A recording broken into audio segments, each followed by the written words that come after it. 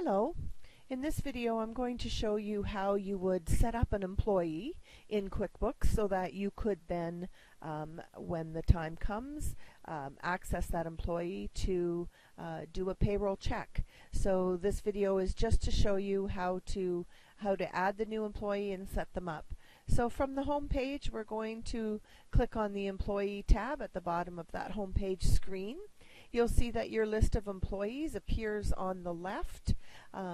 These ones are already set up, each of these, so we're going to click on New just so that I can walk you through the screens and explain what each of the screens mean to you. So when you click on New, the first screen you'll see down the left hand side there are a number of tabs. The first screen that pops up is the Personal tab, so you would put the legal first and last name. So I'm going to go, so I guess we could do the salutation first. So I'm going to go Ms. First name, Kathy Bauma. You can put a middle initial in if you wish, but you don't have to. You can put the social insurance number, the gender. It's a pick list, so you would choose it, and then you would put the date of birth. So I'm just going to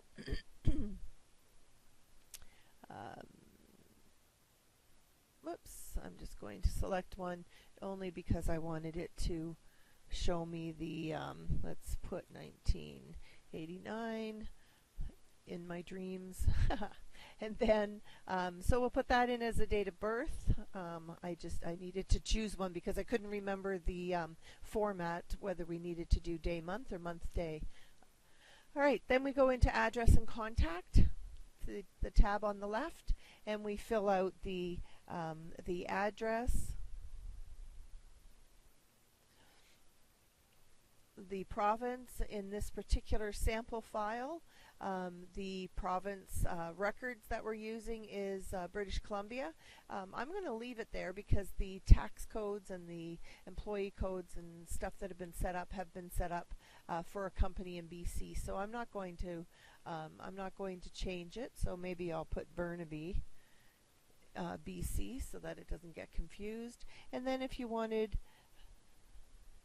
phone numbers, an email, work phone, mobile, fax, any of the information that you wanted to keep on file for your employees, you would fill in those fields in order to do that. The additional tab gives you a field for employee number. If your company assigns numbers to employees, you would put it in there. And if you needed to define those fields, you just click on Define Fields, and you can give each of them more information. In the Payroll Info tab, then, you can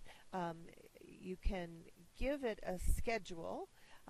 This button is used if you had a whole bunch of employees and they were paid at different times. Let's say you had a group of employees that were paid weekly, a different group that's paid monthly.